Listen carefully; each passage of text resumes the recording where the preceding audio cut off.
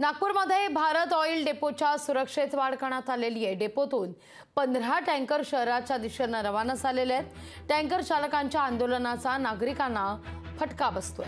Petrol पंपावर इंधन तेलासाठी आता भटकंती करावी लागतीये, कारण माल वाहतूकदारांनी आपला संप तर मागे घेतलाय, पण इंधन पुरवठा सुरळीत होण्यास काही काळ लागण्याचा अंदाज आहे।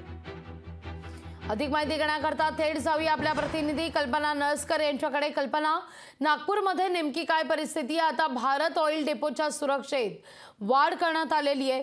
माल वाहतूकदारांनी तर संप मागे घेतलाय, पण इंधन पुरवठा अद्यापही बहुतांश ठिकाणी अद्यापही सुरू झालेला नाहीये। नक्कीच लागवी आपण जर पाहिलं असेल तर ट्रक चालकांचा संप जेव्हा सुरू झाला तेव्हा लोकांनी भीतीपोटी सगळ्या पेट्रोल पंपावरती गर्दी केली होती आणि पेट्रोल भरून घेतलं होतं, डिझेल भरून घेतलं होतं। ऑटो चालक असेल, बाकी टॅक्सीवाले असतील, त्याच्यामुळे काल दुपारनंतर बऱ्याच पेट्रोल पंपांवरती पेट्रोल नव्हतं अशी परिस्थिती होती। मी इथे उभी आहे, इथेही आता सध्या कालपासून पेट्रोल जे आहे आणि डिझेल जे आहे त्याचा तुटवडा आहे, इथे बंद आहे पेट्रोल पंप। 11 वाजता नंतर सगळी परिस्थिती जी आहे ती सुरळीत होईल। आपण जर पाहिलं असेल तर काल रात्री जे आहे 15 टँकर बोरखेडी जो पंप आहे तिथे दुपारपासूनच जी आहे ती सुरक्षा व्यवस्था तैनात करण्यात आली होती। काल रात्री 15 टँकर जे आहे ते नागपूरमध्ये आलेले आहेत आणि वेगवेगळे जिथे पेट्रोल संपलेलं आहे तिथे ते टँकर जे आहे त्यांना देण्यात आलेले आहेत। अजून परिस्थिती जी आहे ती आटोक्यात आलेली नाही आहे, कारण की 300 पेट्रोल पंप जवळपास नागपूर जिल्ह्यातील तिथे पेट्रोल जे आहे ते संपलेलं आहे, डिझेलही संपलेलं आहे आणि अशा प्रकारे परिस्थिती आहे।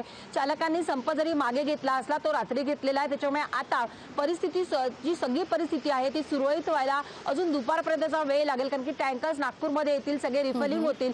सोबतच आपण जर पाहिलं इतरही वस्तूंवरती त्याचा परिणाम झाला होता, शाळा असेल, भाजीपाला असेल, मार्केट असेल, ते सगळं सुरळीत व्हायला दुपारनंतरपर्यंत तरी वेळ द्यावा लागेल, कारण इतक्या लवकर जी परिस्थिती 2 दिवस झाले संप होता आणि ती परिस्थिती इतक्या लवकर निवळणार नाही। पेट्रोल पंप तरी 11 वाजता नंतर सुरळीत होतील अशी अपेक्षा करूया, कारण टँकर्स जे आहे ते बोरखेडीवरनं येतील, त्याच्यामुळे 11 वाजता ही सगळी परिस्थिती निवेल आणि सर्वसामान्य लोकांना दिलासा मिळेल असं आपण अपेक्षा करू शकतो। लागवी निश्चित। कल्पना, धन्यवाद तुम्ही दिलेल्या एकूणच सविस्तर माहिती करता।